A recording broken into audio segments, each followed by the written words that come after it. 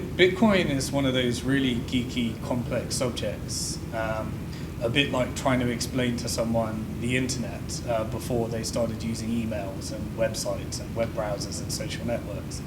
But the inventions behind Bitcoin are very, very significant.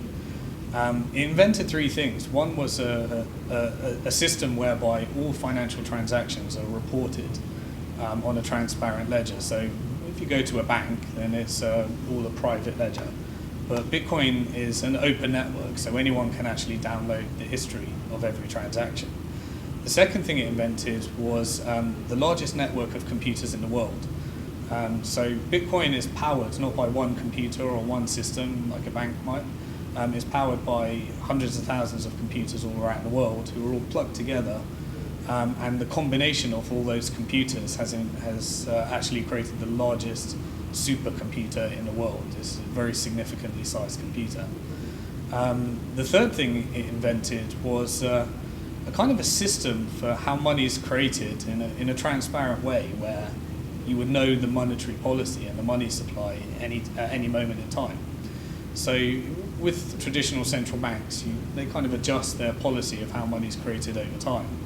With Bitcoin, it's all done by maths and code, and the people that profit from the process of creating Bitcoins are the people that are actually powering and using the network, as opposed to governments or banks.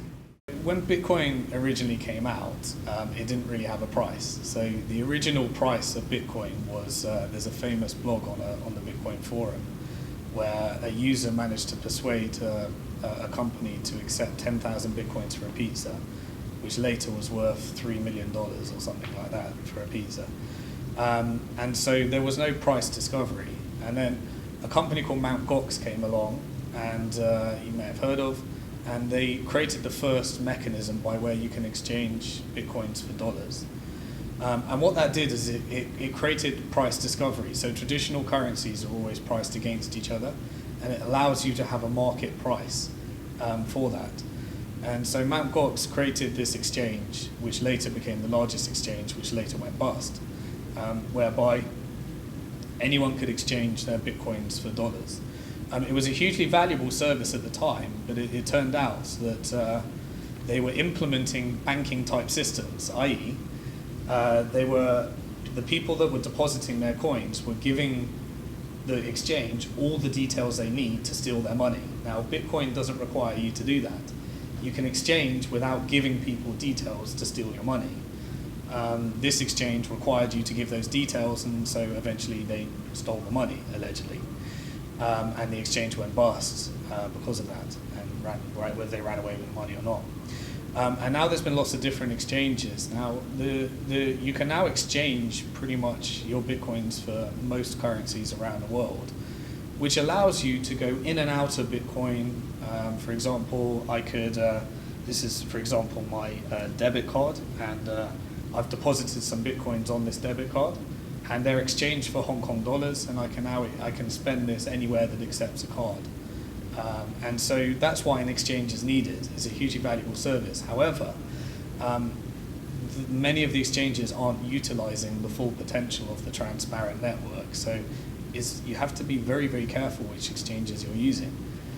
You don't really want to share the details that one needs to steal your money with an exchange, and some of them require that, others don't. So the challenge with Bitcoin is you've got to understand a bit about how to secure them and the mechanisms behind it. But once you understand that, sending money can become as easy as sending an email for the first time ever. So in order for Bitcoin to be adopted, people need to stop asking the question, which is hard, of how does Bitcoin work? And I'll explain that. Most people don't know how their credit or debit card work. They don't know how their bank account works. They don't know anything, they just know how to use it. And over decades and decades, originally there was no trust in that system, and over decades and decades there's been trust built up, even though the systems turned out to be quite fragile. So if I try to explain to you the complexities of what happens when you make a payment, and the different institutions that it goes through and the different systems it goes through, you probably wouldn't understand it. Now everyone's trying to understand Bitcoin in terms of how it works. And when you ask that question, it opens up a whole geeky, complex problem that many people can't be bothered to try and understand. So for order for it to be adopted, entrepreneurs all around the world need to create useful applications of the technology that don't require people to ask, how does this actually work?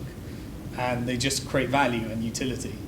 And so, now we've had about $1 billion of venture capital invested in the sector or into entrepreneurs all creating those applications, which make Bitcoin easy to use, and they really take care of some of the security things that people don't really want to take care of. I think the opportunity in Asia is particularly interesting because Asia has such a diversity of different people, and the markets that are most interesting in terms of remittances, of sending money from one country back to your family back home in another currency, is really, really a problem that Bitcoin can solve eventually. It doesn't quite solve it fully at the moment. There's too many layers in the mix, but it can solve it whereby you can transfer money anywhere in the world to anyone.